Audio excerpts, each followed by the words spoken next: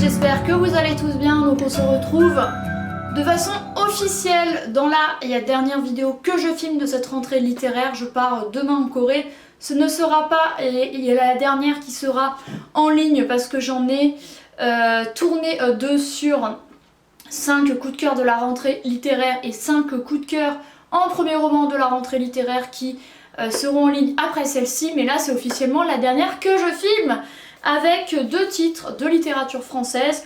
Il y a de toute façon la rentrée littéraire, c'est plutôt, il y a des livres en littérature française avec le Alice Fernet Comme en amour publié chez Actes Sud.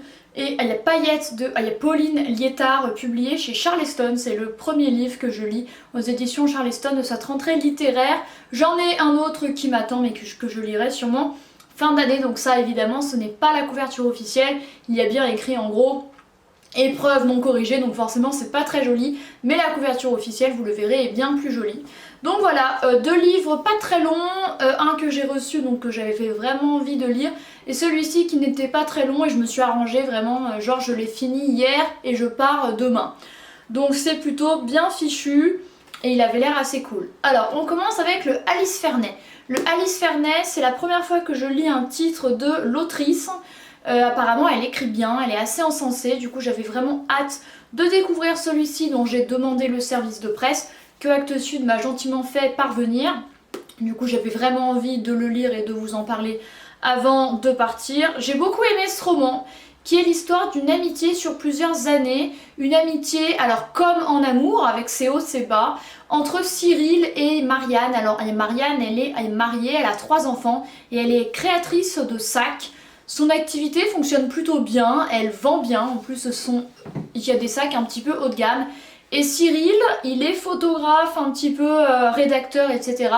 Il fréquente du beau monde, mais pour autant il vit dans une chambre, dans sa garçonnière. C'est un style de vie qui lui va bien, être un peu sans le sou, il y a désargenté, ça lui va bien, ça lui convient. Et en fait il rencontre Marianne un jour alors qu'il doit la prendre en photo pour un article. Pour y parler, il y a de sa marque de sac et du coup il va aller chez elle, il va la prendre en photo ou plutôt il va oublier de la prendre en photo. Ils vont discuter, il y a le papier, il va devoir revenir pour faire, il y a la photo et c'est le début d'une histoire, il y a d'amitié. Cyril à ce moment-là est célibataire, ils ont la quarantaine, je précise 45 ans, bien 45 ans, 25... 42-43 ans exactement. Il y a Marianne du coup et elle est mariée à un certain Serge Cozol qui est chef d'entreprise et il y a le deal, c'est à lui, il le ramène, il y a les sous à la maison et elle s'occupe il y a l'intendance avec les enfants, l'organisation des repas, etc. Finalement c'est elle qui se retrouve avec une activité plus lucrative que lui, il a un petit peu du mal à l'accepter. Par contre il s'en fiche complètement que sa femme soit très amie avec un homme, bon, ce qui est plutôt cool parce qu'apparemment c'est quand même assez platonique entre eux, sauf que évidemment la première rencontre c'est quand même un petit peu de la... pas forcément du flirt, mais il y a quand même un peu, il y a Marianne qui plaît à Cyril, mais elle est pas dispo quoi, bref, voilà. Et c'est l'histoire de leur amitié sur plusieurs années, on va suivre leur évolution chacun de leur côté, l'évolution de leur vie, l'évolution de leur amitié également, ils vont s'appeler quasiment chaque jour pour se raconter un petit peu leur vie. Serge s'en fiche, un jour quand même Cyril va insister pour rencontrer ce fameux Serge qui est pas très sympathique. Ils vont se rencontrer, il y a Marianne et Cyril à chaque fois chez Marianne dans sa grande maison de la banlieue parisienne parce que très clairement accueillir il y a Marianne dans sa garçonnière c'est pas dingue. Et voilà, à un moment Cyril il va être en couple mais il ne va pas le dire à Marianne. Ensuite c'est sa copine et lui qui vont joindre Marianne souvent, donc il y a Marianne qui va être un petit peu au milieu de ce couple pour leur donner des conseils ou pas, est-ce qu'ils font bien de se donner des conseils, est-ce qu'ils empiètent pas un petit peu sur la relation des couples les uns les autres. Il y a tandis que le couple de Marianne, lui, s'effrite. Alors il y a écrit, leur conversation devient libre et intime, il y a dans le tourbillon de la vie, chacun tour à tour écoute, réconforte, propose son aide, mais quand viennent les grandes décisions, chacun n'a-t-il pas aussi son domaine réservé? Parce qu'en fait ils essayent de se soutenir, il y a l'un l'autre, mais parfois est-ce qu'il n'empiète pas un petit peu sur l'espace vital de l'autre. Bref, voilà, c'est une jolie histoire, il y a d'amitié, je ne vais pas vous en dire plus, ce serait dommage. Mais c'est bien écrit, c'est prenant. Alors forcément il y a des situations un petit peu répétitives, hein, comme les conversations qu'ils ont au téléphone ou en physique. C'est pas quelque chose qui change beaucoup. On suit pas trop leur vie privée, enfin quand même si, mais Marianne, sa vie, elle évolue un peu. Mais par exemple, on la suit pas trop dans son travail. Moi j'aurais bien voulu en savoir plus sur son travail, sur son rôle en tant que mère, bien qu'elle soit très souvent là pour ses enfants à faire plein de trucs et que son mari ne soit pas là. Mais voilà, c'est un très beau roman d'une histoire, il y a d'amitié, auquel je mettrais un bon, il y a 9 sur 10 que j'ai beaucoup aimé. Et le second, il y a Paillettes il y a Pauline Liétard, publié chez Charleston.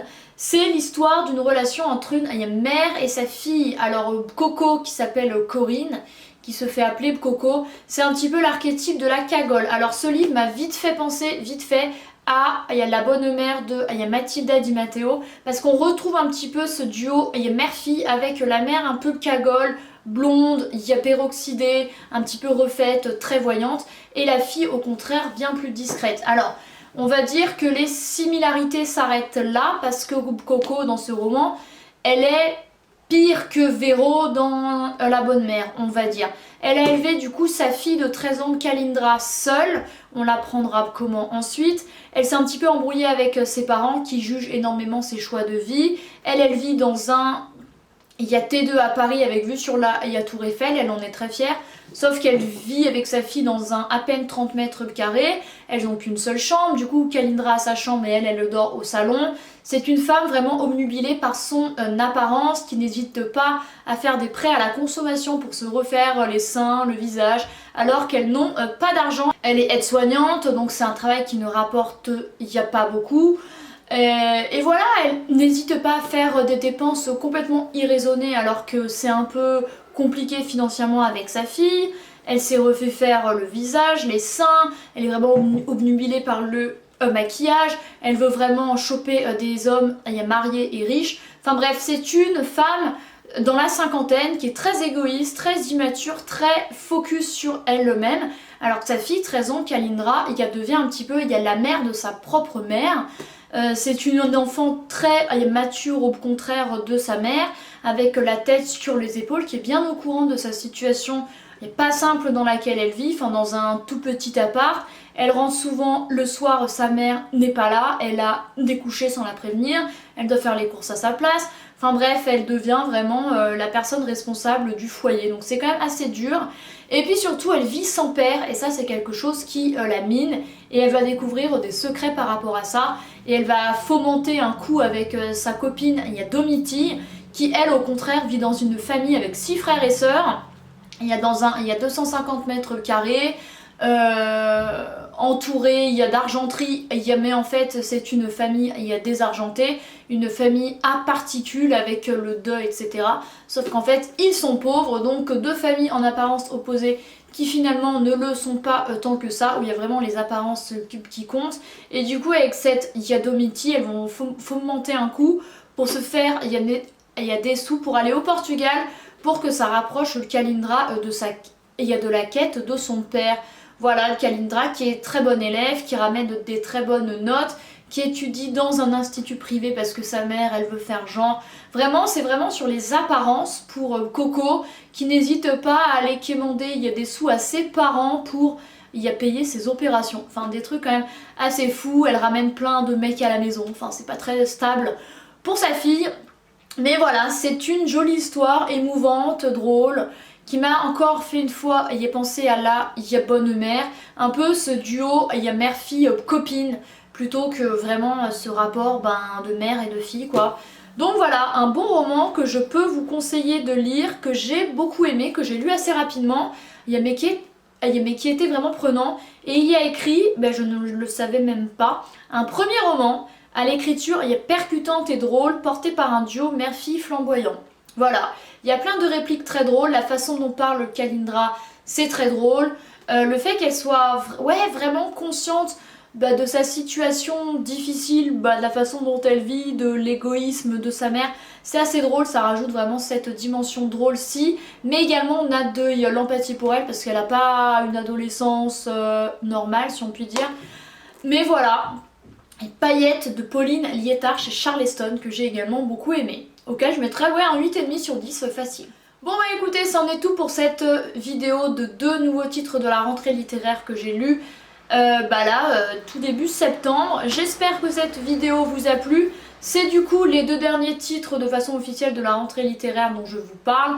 Dans les futures vidéos, après les vidéos récap de la rentrée littéraire avec mes préférés, il y aura des livres que j'aurai lus en Corée, donc des livres en anglais, des livres coréens mais en français, je ne lis pas encore en coréen, et puis d'autres titres. Et puis quand je reviendrai en France, ce qui sera le cas quand cette vidéo sera sortie, parce que j'en ai beaucoup d'avance, et il y aura des vidéos soit sur des choses que j'avais achetées ici qui sont plus anciennes, soit sur des titres de la rentrée littéraire que je lirai du coup il y a des mois plus tard. Je ne sais pas, il y aura plein de choses encore à faire. Voilà, merci d'avoir regardé celle-ci, j'espère qu'elle vous a plu.